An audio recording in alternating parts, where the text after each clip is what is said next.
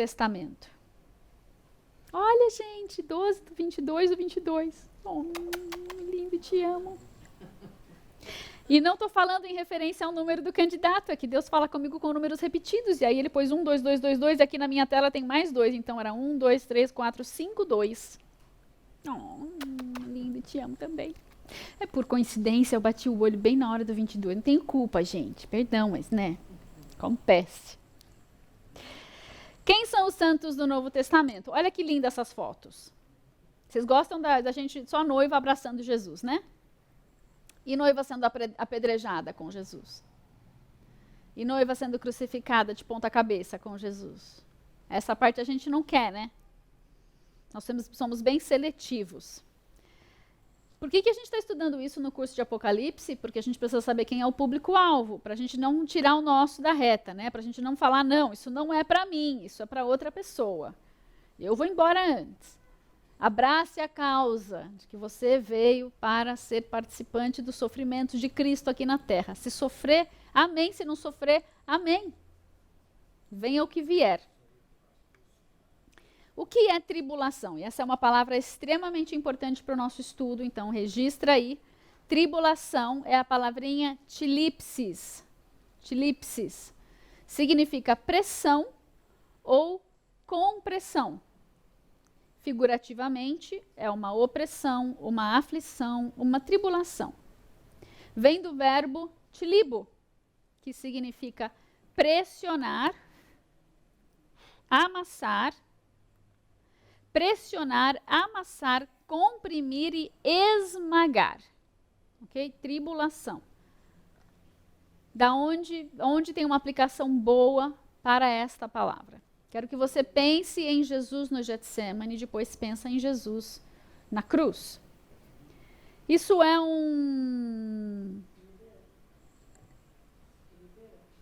mas como é que chama o lugar um lugar que tem muitas oliveiras? Não é o Jardim das Oliveiras, mas é um lugar com muitas oliveiras. Achei que tinha um nome. Olivário. Obrigada, Olivário. Eu ia falar Grove, mas Grove está em English. É um olivário, obrigada. Isso é um olivário. Como funciona o processo de colheita de azeitonas?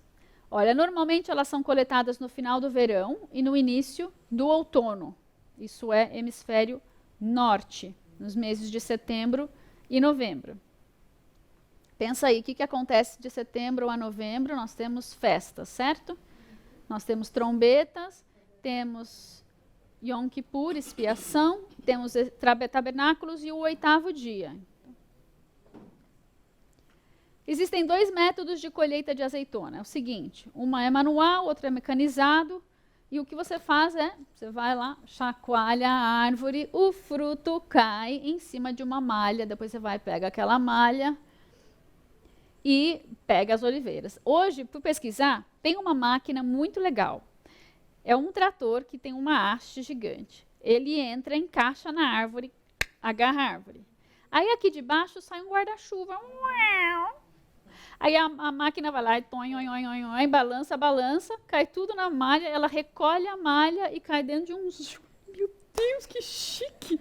Que máximo, amei! Por que eles fazem assim? Porque quanto mais rápido a fruta chegar, quanto mais rápido o fruto chegar no lagar, melhor a qualidade do azeite. Mas olha, já começou assim, chacoalhando, né? Imagina lá Jesus chacoalhando a árvore, ou Deus chacoalhando a árvore, e aí vem Jesus. E nascem tabernáculos. Maria, bora lá. Vamos produzir um bom azeite aqui, uma boa árvore de azeitonas. Eu tenho certeza que Jesus não gostou muito da ideia, mas ele falou, vou fazer porque precisa, porque esse povo não vai ter como trazer redenção sem eu fazer isso, né? Qual é o próximo passo? Está recolhido o fruto, e aí agora a gente vai levar ele rapidinho para a extração do azeite num lagar. Não é só lagar de vinho, é lagar de azeite também. Ele chega lá, você separa, lava, então você vai lavar, lava bastante, passa por umas esteiras lá lavadas para lavar. E aí a azeitona ela é jogada numa trituradora para ser moída. Você está querendo unção, meu querido? Minha querida, você quer unção? A unção é azeite, baby. Da onde vai sair essa unção, esse azeite? Vai sair de um fruto. Se é um fruto, se é uma azeitona, vamos lá triturar? Como era feito nos dias de Jesus? Isso é uma prensa de azeitonas. Da onde vai sair o azeite? Conhecido também como trituradora.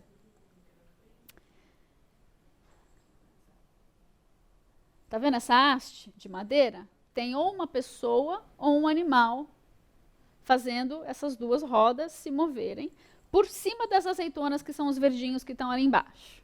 Tá aí as azeitonas para você ver.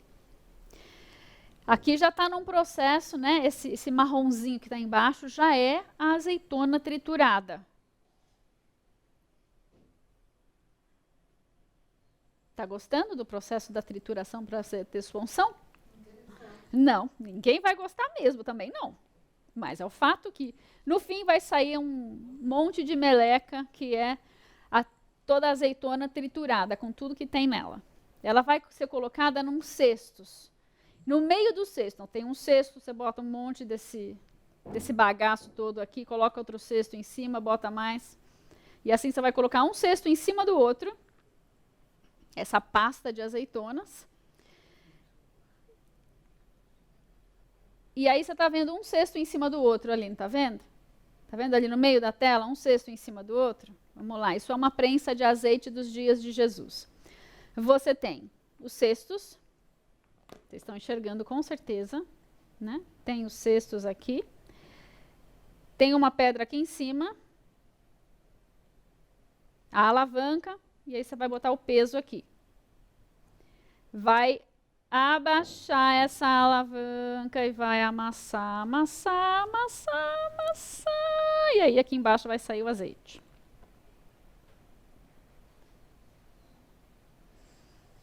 Você é uma azeitoninha que Deus está colocando dentro do cesto, depois de ter triturado você pelas rodas. Deus te coloca no cesto para você sair uma unção. O que é isso, gente? Nossa, que tortura, que coisa horrorosa, eu não quero ser crente não, gente. Esse é o processo de você matar o velho homem. Matar o velho homem requer botar o bichinho na cruz. Botar o bichinho na cruz é triturar. É aquela briga que a gente viu em algum dos outros slides aqui. Parte do processo. Slide 103. É essa lutinha aqui, ó.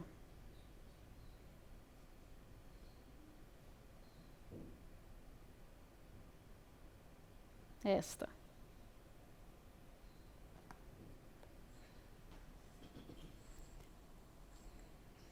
Alô? É você e você. Você lutando contra você mesmo. Agora, você com o Espírito Santo, matando você carnal, não é para você ser anulado, é para você ser santificado, para você ser limpo, para tirar todas as impurezas, para sair azeite de você, para extrair de você o DNA divino que Deus plantou em você na intenção da criação. Quando ele te formou com a intenção do DNA divino, que foi corrompido e abafado, apagado, escondido, impedido de se manifestar. Quando você nasceu de novo, agora você tem o DNA divino restaurado e você precisa entrar nesse molde do DNA divino. Para isso você precisa sair do molde antigo, da alma que havia sido corrompida pelo pecado. E vai gerar uma luta básica. Essa luta é um processo de trituração, de prensa, de prensa, e de prensa, e de prensa, que Jesus também passou. Não porque ele precisou matar o velho homem, né? Mas ele teve de dizer não a todas as tentações. Ele passou tudo que nós passamos aqui. Ele simplesmente não caiu em nenhuma delas. Por isso ele foi o perfeito Deus, homem, e o perfeito homem, Deus. E pôde morrer na cruz, sacrifício perfeito por nós. Mas essa é a prensa que nós passamos para produzir o mais puro azeite.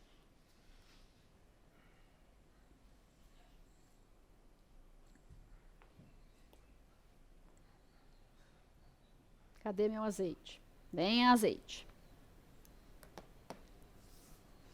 Santos, servos, igreja, o processo de tribulação, nós passamos já por tribulações, aflições, passamos por provas, provações, tentações. O vencer tudo isso é da onde sai o azeite. Passar e não vencer não é uma opção, gente. Vai passar? Então passa e vence. Passe para ser vencedor. Produza o fruto, o azeite que vem dessa tribulação. Nós vamos precisar muito desse azeite nos últimos dias. Lembra das 10 virgens? Quanto mais você passou até hoje, mais azeite você tem. Ai, mas eu não passei muito, mas eu oro muito e jejuo muito, tranquilo, fique em paz, continue orando e jejuando, porque a gente compara, tipo, pessoa que sofreu com pessoa que não sofreu, não é assim também, né? A cada um aquilo que Deus permitiu. Cada um, a cada dia, tem o seu mal para lutar. Se não for a sociedade, é a família, ou o trabalho, seja o que for. Nós damos graças em tudo, mas nós deixamos Deus fazer com que tudo coopere para o bem daqueles que o amam. E isso significa passar por tribulações, aflições e vencê-las. Vencer como? Vencer saindo do outro lado, lavado, remido, vazando azeite.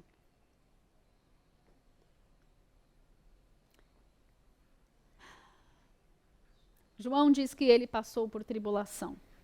Ele é irmão e companheiro dos santos, a que vão receber as cartas na tribulação. Lembrando que, segundo a tradição, João foi boiled, cozido em água. É isso? É assim que fala? Eu não cozinho, gente. Ele foi cozido em água pelando, ele foi fervido. Colocaram ele num óleo, era óleo, foi um spa. Porque o cidadão me entra num caldeirão de óleo. Não sei do que era o óleo, né? Esquenta. A pele deve ter ficado, acho que é por isso que ele viveu até os quase 100 anos, porque a pele dele estava tinindo depois daquele banho de óleo, né? Mas ele não queimou. Não conseguiram matar. João foi para a ilha de Patmos, não foi martirizado, não foi morto pelo império, porque eles não conseguiram matar João. Só por isso. Aí eles falaram, manda ele lá para Patmos. Obrigada, Jesus, porque o Senhor preservou João para nos dar o Apocalipse. A igreja de Esmirna, João escreve, oi igreja, eu conheço a tua tribulação, tilipsis. A igreja de Esmirna passou tribulação e passaria ainda mais tribulação. Passaria 10 dias de tribulação ainda assim, profético, né? Eu estou avisando, vocês vão passar 10 dias de tribulação. Eu estava ouvindo algumas profecias a respeito da nossa nação. Uma delas é do Chuck Pierce, que eu coloquei para vocês lá. Arrumei ela bonitinha para a gente poder ler, porque do jeito que eu recebi estava uma desgrama, né? Só Deus para ler. Não conseguia nem aumentar na tela.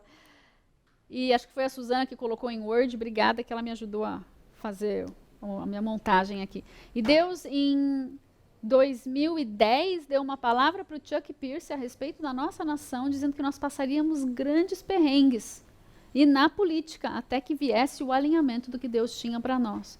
E, de fato, de 2010 a 2020, a palavra se cumpriu. E de 2011 a 2017 e 2018 e de 2011, porque a contagem do Chuck era a partir do ano seguinte, 2011 a 2021, nós tivemos grandes dores de parto pela nossa nação e nós vimos uma vitória. A gente só não tinha a profecia do depois dessa vitória e o quanto de aperto não viria nesses últimos 2, 3, 4 anos, como consequência dessa mudança que Deus trouxe, desse shift que Deus trouxe para a nossa nação.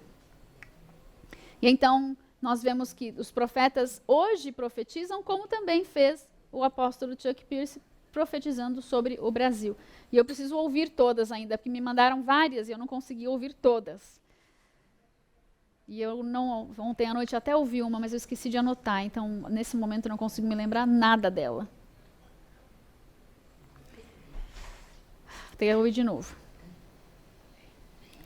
Muito bem, eu vou marcar aqui em alguns desses textos alguns termos importantes para o nosso estudo do Apocalipse, tá? Perseguição e martírio. Você vai ver perseguição em azul, e algumas outras coisas mais para frente. Vamos primeiro com perseguição. No capítulo 12, versículo 13, nós vemos que o dragão, depois da segunda guerra, depois da segunda queda de Satanás, quando Satanás perder acesso às dimensões celestiais e cair na terra, ele vai perseguir a mulher que está aqui na terra. A mulher será perseguida. A mulher que vocês querem sempre saber quem é, cada um tem uma opinião.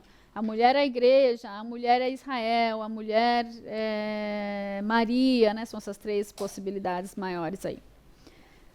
Eu quero sempre lembrar, quando você estuda o Apocalipse, você começou o texto, veja quem são os personagens de cada capítulo. Veja que no capítulo 12, especialmente, que a maior dificuldade é você saber quem é quem.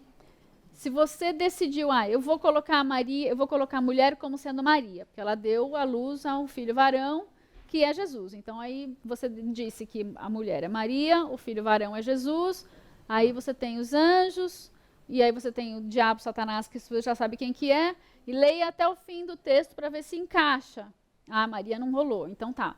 Então coloca lá, a mulher é a igreja, vai até o fim do texto, vê se encaixa. Aí coloca lá, a mulher é Israel.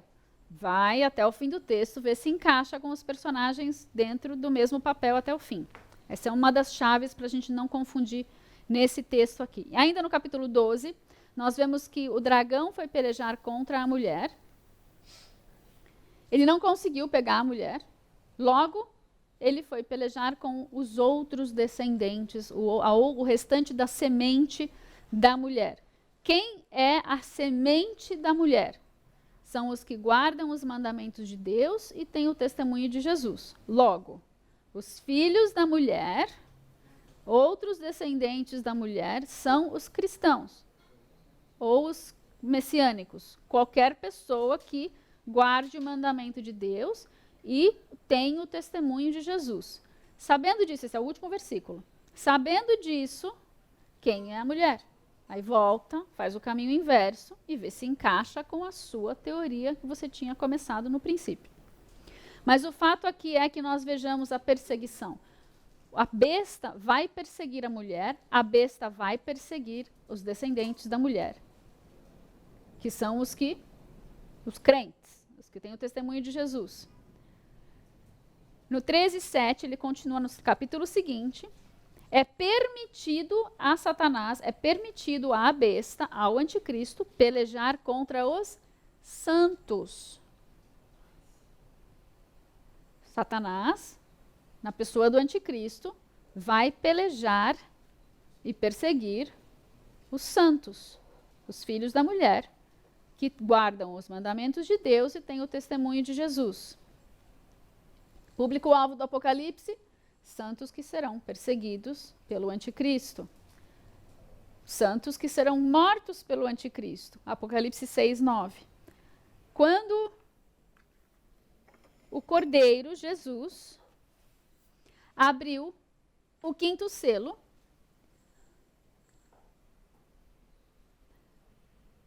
quando o Cordeiro Jesus abriu o quinto selo,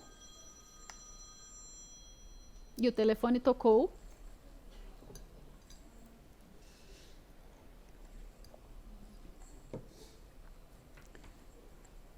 João viu debaixo do altar as almas daqueles que tinham sido mortos e sacrificados. A palavra mortos aqui é sacrificados, não é assassinados, é sacrificados. Existe essa distinção da palavra mortos, que a gente acaba colocando sempre mortos. Tem uma outra que são assassinados, é outro termo. Aqui a gente sempre vai fazer a distinção dos termos. Então, há no Apocalipse santos que serão mortos e sacrificados. Por quê? Serão mortos pela palavra de Deus. São mortos por causa do testemunho deles.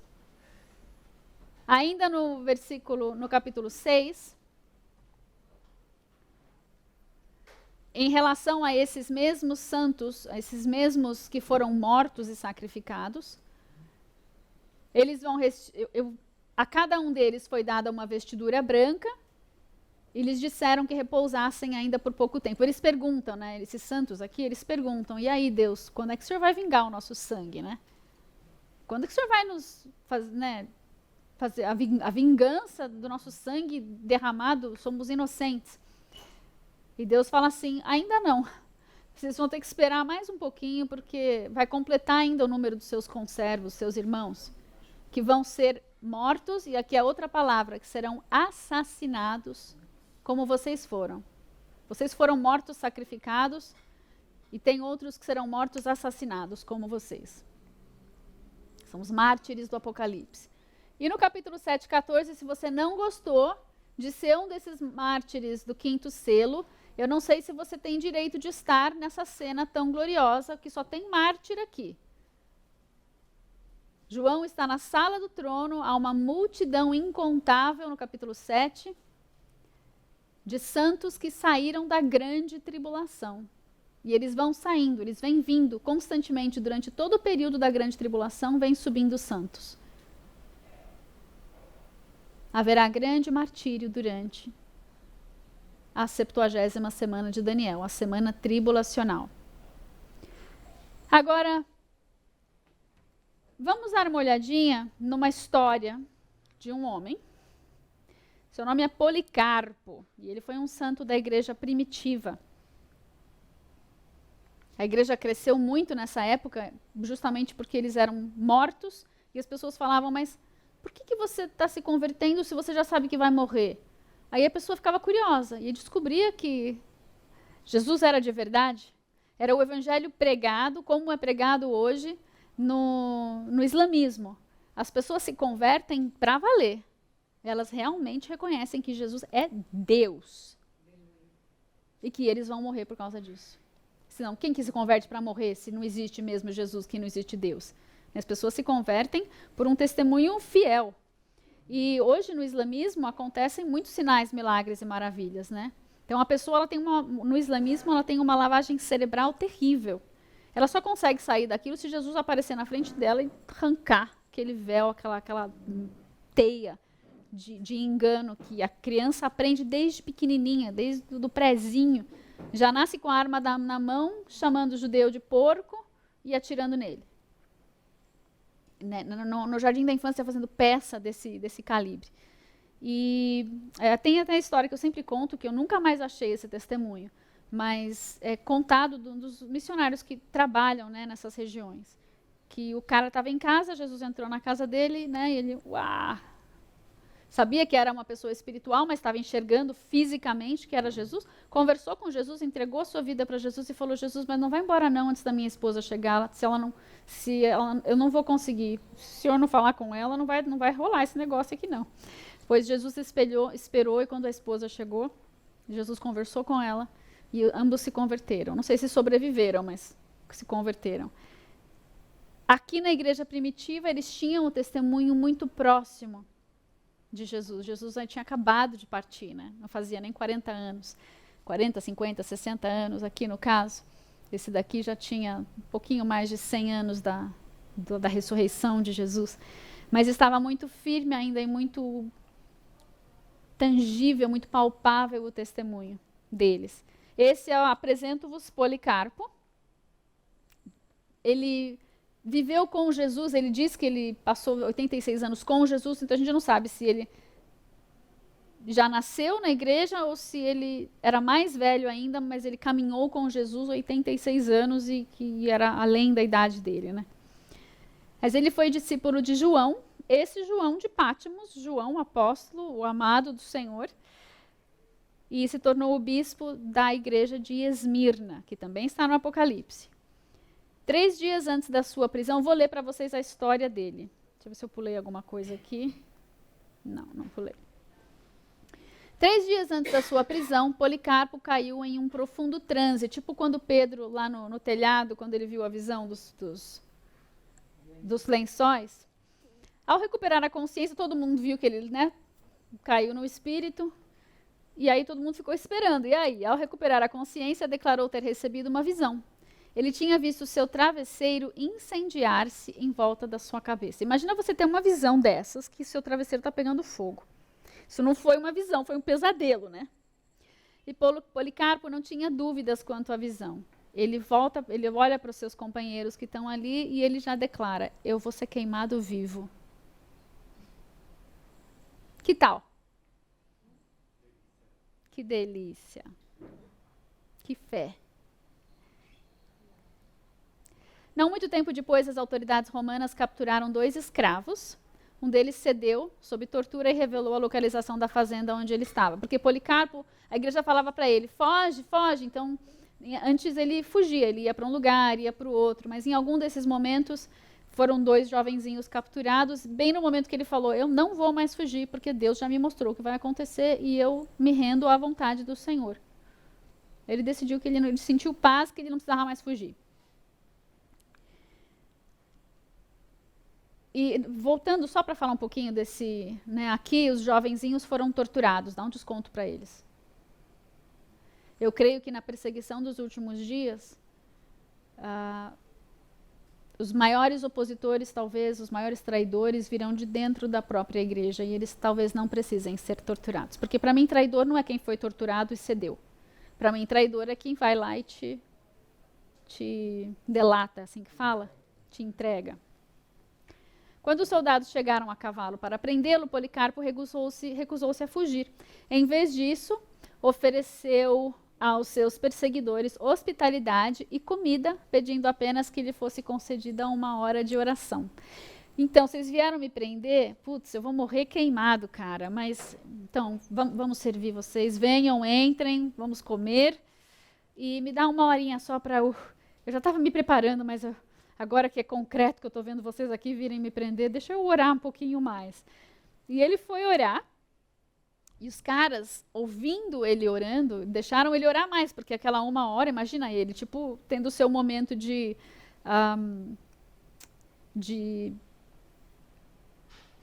nossa, Deus, eu preciso de cérebro. Não, seu momento de Calvário, seu momento de Getsemane, tendo o seu próprio momento de Getsemane ali, ele, em vez de 1 hora, orou 2, nem deve ter sentido. E os caras lá, uau, já me arrependi de ter vindo aqui buscar esse cara, ele é santo, né? Tipo, eles viram sei lá, não sei o que Policarpo orou, como que ele orou, mas eu sei que os caras ficaram muito impressionados e não desejaram não ser participantes da prisão dele. Que testemunho, né?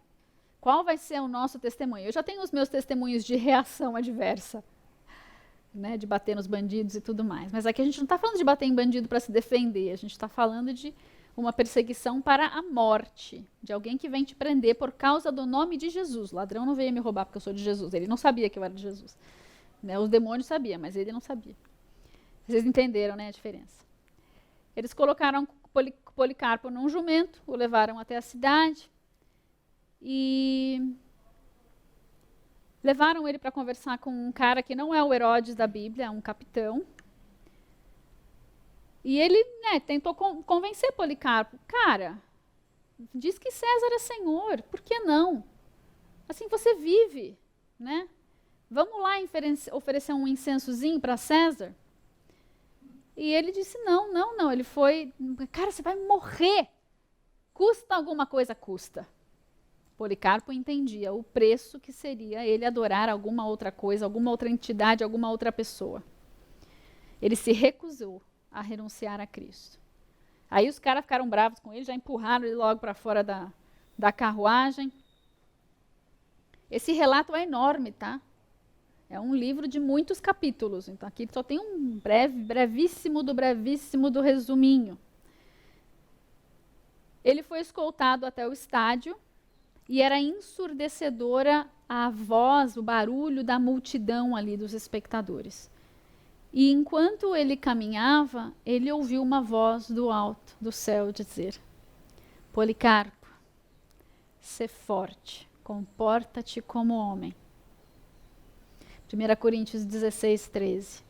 Sede vigilantes, permanecei firmes na fé, portai-vos varonilmente como homens, fortalecei-vos. Todos os vossos atos sejam feitos com amor, até o seu martírio. Ou seja, Deus não falou para Policarpo, eu vou te salvar daí, tá? Fica tranquilo que eu vou abrir a porta da prisão. Pedro foi solto da prisão, Deus o tirou da prisão. Paulo, aconteceu um terremoto e ele decidiu ficar. E ganhou todo aquele povo. O certo e o errado? Que o Espírito Santo mandar. E aqui o Espírito Santo disse, aguenta firme, estou contigo. Não falou que ia libertar nem nada. E aí levaram o Policarpo para conversar com o procônsul, lógico, e o procônsul estava ali, nega seu Jesus, nega a sua fé, vai lá e se curva diante do imperador. Jure pela fortuna de César, arrependa-se e nega a Cristo. Quer dizer, arrepender-se de Cristo, é o contrário, né? A gente se arrepende do mundo para aceitar a Cristo. E ele disse assim, olha, eu já sirvo a Deus 86 anos e Jesus nunca falhou comigo. Como é que eu posso blasfemar contra o meu rei que me salvou agora? Dei a minha vida inteira por ele. Ele deu a vida por mim. Como não daria eu a minha vida por ele? Mas o procônsul insistiu. Eu vou soltar os leões. Escuta, cara. Policarpo responde para ele. Você finge que você não sabe quem eu sou, você sabe que eu sou. Ele queria que ele falasse, né? Eu sou cristão. Eu sou cristão. Você quer saber mais sobre o cristianismo? Marca uma reunião. Vou ter um prazer imenso de falar para você quem é Jesus. Aí o procônsul fala assim para ele. Fala para a multidão. A multidão está aqui para te ouvir. Você quer pregar o evangelho? Pode pregar. Olha a resposta do Policarpo. A ti julguei correto prestar contas da minha fé. Baixo. Pois somos ensinados a dar toda a devida honra, o que não acarreta dano a nós mesmos, aos poderes e autoridades que são ordenados por Deus. Ele falaria para o imperador. Mas quanto a esta multidão, não os considero dignos de receber qualquer conta de mim. Ele esteve livre entre essa multidão todos os dias pregando o evangelho. E agora eles estão aqui, crucifica Barrabás, crucifica Policarpo. Quer dizer, crucifica Jesus, crucifica, né? Solta Barrabás. Que interessante isso, eu achei interessante isso. Ele recebeu uma plateia, que lógico que ninguém ia parar, a não ser que Deus fizesse um milagre e todo mundo fizesse silêncio para ouvi-lo. Mas me chamou a atenção a resposta dele, de ter se disposto a ministrar a autoridade, como Paulo fez, eu vou a Roma para ministrar a autoridade. Mas aqui, diante do povo que já estava crucificando, estou imaginando as duas testemunhas, lá no capítulo 11 de Apocalipse, que fogo vai sair da boca deles. Eles vão ministrar, e eles vão ministrar, mas se necessário, vai cair fogo do céu, e as pessoas que vierem contra eles vão morrer. Que difícil é isso. Que fino, que linha tênue, de que não tem uma receita de bolo, a não ser aquilo que o Espírito Santo falar conosco naquela hora.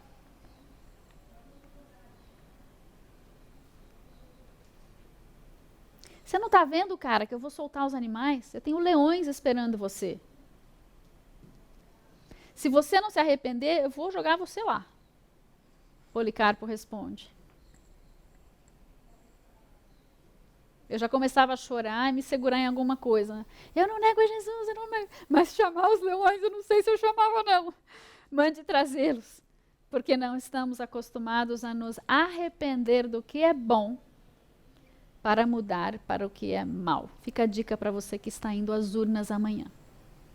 Nós não estamos acostumados a chamar o que é certo de errado, o que é bom de mal, o que é mal de bom, o que é pecado de santo. Nós não vamos fazer isso. Custe o que custar, amém? Que sejamos esse povo firme. Difícil? É difícil. Em seguida, o procônsul, lembrando que no sonho dele, ele não ia para os leões. O procônsul ameaçou queimá-lo vivo. E Policarpo responde assim, você me ameaça, olha que ousadia. Ele não paralisou na hora, né? Ele teve palavras para falar. Você me ameaça com fogo que queima por um momento e logo se apaga. Você não conhece o fogo vindouro do julgamento e castigo eterno reservado para os ímpios. Está demorando muito. Vai, faz logo o que você quer. Manda logo o fogo.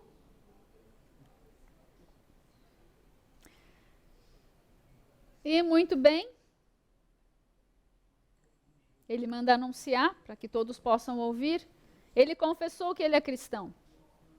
A multidão violenta, né, numa fúria enlouquecedora, queima, queima, queima. Ele tirou as roupas, olha o detalhe do relato, né? Ele era muito velhinho, então ele teve dificuldade de tirar o sapato.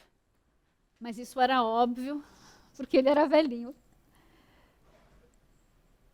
Eu acho esquisito algumas coisas que a gente escreve, né, quando a gente está contando detalhes de algo que a gente viu. Quem escreveu isso, obviamente, não foi Policarpo. Foram aqueles que estavam ali presenciando aquilo.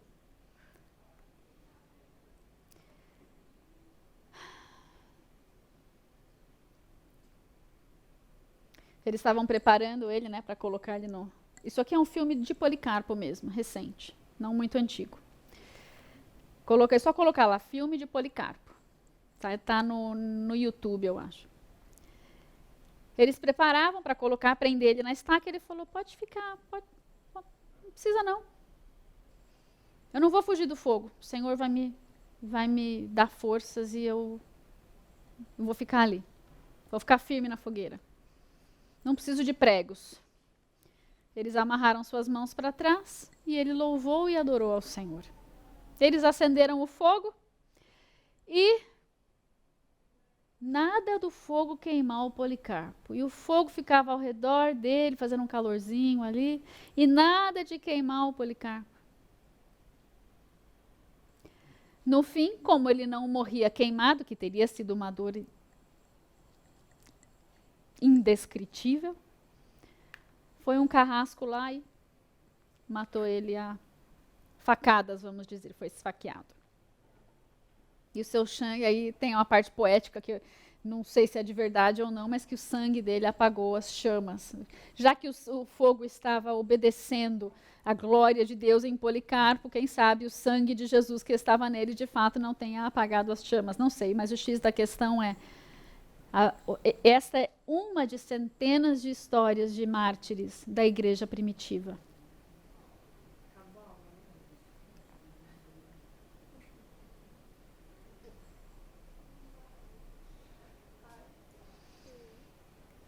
Não vamos falar de mais nenhum, não precisa, vocês receberam o recado, certo? Mas temos os santos que estão desde aquela época até aqui. Eu devia ter colocado aqui entre a igreja primitiva, né, e a cruz, e a segunda vinda. Aqui nós temos também, aqui na foto da esquerda, você tem os chineses, a perseguição na China, e a perseguição nos países islâmicos. Esse daqui é do Irã.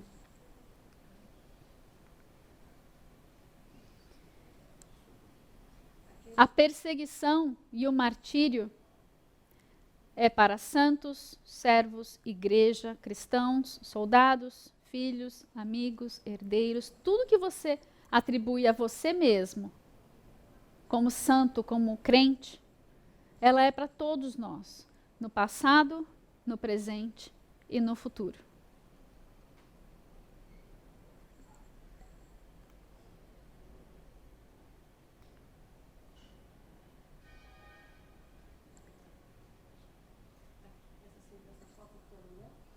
Aqui é uma moça. Aqui é um homem. No Irã. É só colocar lá aí, perseguição da igreja no mundo. Sai um monte de foto de... Sai poucas, porque não é um negócio legal de se postar, né?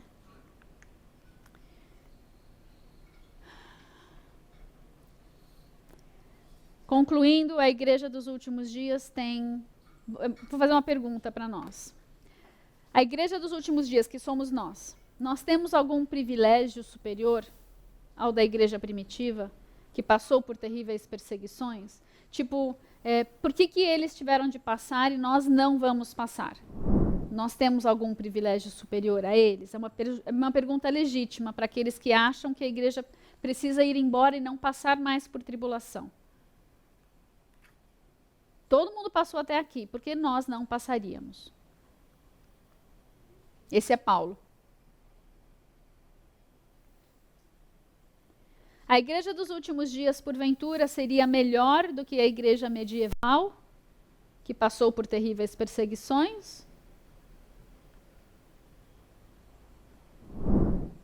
Muitos cristãos, o remanescente do remanescente do remanescente da Idade Média, os que eram batizados no Espírito Santo, falavam em línguas, eram queimados como bruxos. E outros também, que não tinham nada a ver com o cristianismo, também eram queimados como bruxos, sem ser. E outros talvez fossem. Mas a igreja remanescente da idade medieval, da era medieval, nós somos melhores do que eles? A igreja atual, ela é mais merecedora do que a igreja dos últimos 2000 anos, que passou por terríveis perseguições? A igreja na Síria, a igreja no Líbano, a igreja na Arábia Saudita, nem sei se tem, a igreja no Egito, a igreja na Turquia, a igreja no Irã, a igreja na China, a igreja na Indonésia. Nós, aqui do Ocidente, somos melhores do que eles? Por que é que a igreja ocidental rejeita ser o público-alvo, tanto das cartas como do conteúdo dos flagelos e juízos do Apocalipse?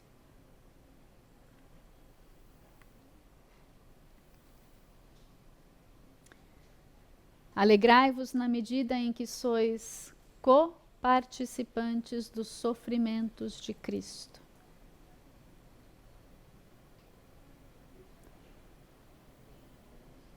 Na verdade, eu quero só a segunda parte do versículo, né? Eu quero ser participante na revelação da sua glória. Mas para ser participante da revelação da sua glória, eu preciso ser coparticipante dos sofrimentos de Cristo. Eu desejo conhecer a Jesus só na alegria da ressurreição, mas não vai passar pela morte? Desejo conhecê-lo e o poder da sua ressurreição, e a comunhão dos seus sofrimentos, conformando-me com ele na sua morte, para ver se de alguma maneira posso chegar à ressurreição dentre os mortos. Mas isso tudo é alegórico, Márcia. Também, certamente é. Mas os discípulos e os apóstolos provaram disso fisicamente. E há muitos santos ao redor do mundo que provam disso fisicamente. E nós não podemos ser levianos de achar que nós somos melhores do que eles, ao ponto de sermos levados embora antes. Há um juízo muito específico no Apocalipse. Há várias fases diferentes desse juízo. E a igreja vai ficar e participar de uma boa parte dele. Mas não de todo, não se preocupe. Seja como for, aconteça como acontecer, como será a sua interpretação. Prepare-se para o pior. Se você morrer antes ou se você for arrebatado antes, é lucro. Mas prepare-se para o pior. É mais seguro. Conclusão é que o Apocalipse foi escrito para todos os cristãos, de todas as eras. Mas ele será melhor compreendido e aproveitado pelos cristãos que passam por tribulação. Por quê? Porque eles serão consolados no momento dessa tribulação. O que diz lá em Mateus 5? Bem-aventurados os pacificadores, porque serão chamados filhos de Deus. Bem-aventurados os perseguidos por causa da justiça, porque deles é o reino dos céus. Não é perseguido por qualquer razão, perseguido por causa de Jesus, por causa da justiça de Deus. Bem-aventurados sois quando, por minha causa, diz Jesus, vos injuriarem, vos perseguirem e mentindo disserem todo mal contra vós. Regozijai-vos e exultai, porque é grande o vosso galardão nos céus. Pois assim perseguiram aos profetas que viveram antes de vós. Senhor, nós te agradecemos, porque ainda que venhamos a ser perseguidos por causa da justiça, a nossa herança é o teu reino. Senhor, nós te agradecemos, porque ainda que venhamos a ser injuriados por tua causa, perseguidos por tua causa, falarem mal de nós, mentirem a nosso respeito, nós te agradecemos porque se isso acontecer é porque estamos de fato sendo luz em meio às trevas. E se o Senhor quiser nos livrar da morte, amém. Mas se o Senhor quiser nos levar como ovelhas para o matadouro, nós dizemos amém também. Seja feita a tua vontade em nossas vidas, como no céu. O Apocalipse foi escrito para todos os cristãos dos últimos dias. Todos. Seremos consolados, conheceremos a ordem dos acontecimentos e seremos grandemente usados na grande colheita dos últimos dias. Amém?